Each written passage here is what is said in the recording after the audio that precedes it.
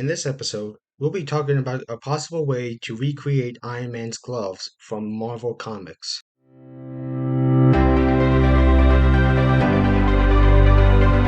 Now, in the comics, it is explained what they are. It's the beams made of muons, which are subatomic particles with energy levels around 4 giga electron volts, pretty significant. And Tony here is capable of firing such intense beams, concentrated enough to cause significant damage. It makes sense, they are muons, as if one gets efficient enough energy and makes a beam out of them, they can produce basically a blast of plasma, ionized gas, through the air, releasing a ton of force. Unfortunately, making muons is hard to do. Unless you're rich, smart, handsome, and have a nuclear reactor in your chest. High energy protons hit certain atoms, they release a variety of particles, including muons. However, in my opinion, that seems impractical for us peasants without arc reactors, and because muons decay very fast, decaying after 2.2 microseconds. So how about a substitute? What if there's another way of making a powerful beam of energy capable of producing force and destroying what comes in its way? And the best part, in my opinion, is it's completely electrical. First off, a history lesson. In the late 1800s and early 1900s, there lived an immigrant inventor named Nikola Tesla, who was personally my idol. He made many inventions that helped modern society with things like wireless electricity, high voltage utilities, transmission lines, etc. Honestly, that's quite an oversimplification of this genius, so I suggest doing some research by yourself, on your own, whenever you get the chance.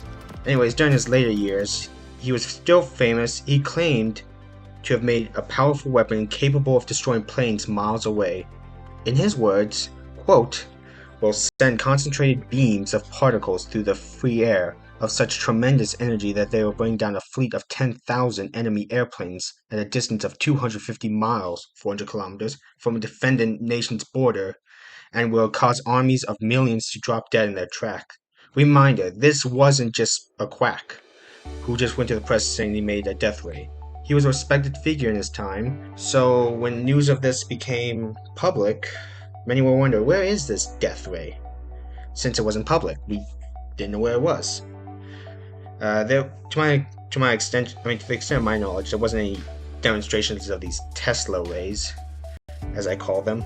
So I dug up some research, and I think I figured out how he made it work, with an electron gun on steroids. Here's a diagram of an electron gun. The electron guns work by firing subatomic particles known as electrons at a positively charged anode. But since the anode has a hole in it, some of these particles go past the anode and hit the end of the tube. Now, usually these electron guns are given thousands of volts or kilovolts, averaging around 27 kilovolts. In the range applied to the anode and the cathode, Nikola Tesla claimed that he applied 4 million volts. At such voltages, electrons start approaching the speed of light. So what are the effects of these electrons moving towards the speed of light? According to my calculations, if the voltage reaches 4 million volts, the speed, according to the calculator in the description, is around 297,863 kilometers per second. That's 99.3% the speed of light. Each electron has 4 mega electron volts, that's in the gamma ray range. Few thousand eV up to 8 mega eV. Those rays capable of ionizing the air into plasma, damaging DNA, causing cancer, and can go through several inches of lead. Each electron would carry 6.11 times 10 to the negative 13 joules. So if one were to use a mere kilowatt, that would lead to a current with such voltage ideally at 250 microamps. Or 1.57 times 10 to the 15th electrons moving. Multiplying the two numbers, the energy of one burst from a kilowatt would be 959 joules of energy, makes sense, lasting approximately 1 second with the power input. If the beam had a diameter of around 6 centimeters, a beam of ionized air would come out for a distance of half a meter, 1 foot and 8 inches.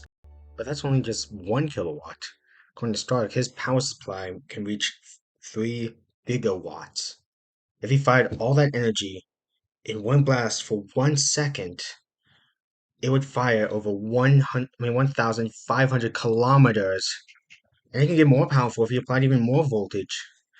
The increase of speed would exponentially decrease as it approaches the speed of light, but would increase very much as he applies more and more energy, making the electrons more and more potent. Sorry if I got a bit carried away. It's just that, if I understand is correct, not only is this one of the most dangerous types of weapons Star can make, it's one of the most dangerous weapons in fiction, maybe even real life, because with enough power, this beam could basically be the Death Star. Maybe it's best. I mean, maybe it's possible for us poor non-comic book characters to make such a thing, but maybe it's best we don't. I mean, if my calculations are correct, and I'm not just miscalculating things over and over again, I don't want to make it. Not just because I'm a fan of peace, or I'm lazy, or I don't want to be on a watch list. It's just that there are a lot of dangers that come with it. And I'm not just talking about the electricity that could electrocute or injure you. I'm talking about the rays themselves. I mentioned they're in the gamma ray range. That stuff can cause cancer.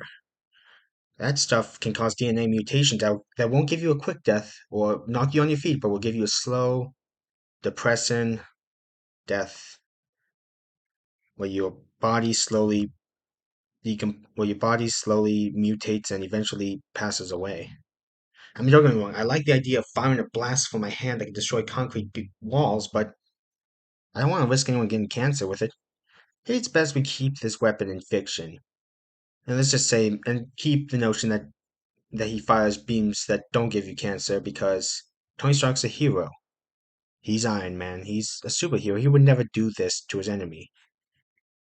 Sorry this got depressing. I just want to hope you have a good day. And remember, maybe it's best we don't have high tech weapons from comics. Maybe it's best we look for what they want us to do, what the heroes want us to do. Just be morally good and avoid the need for these weapons.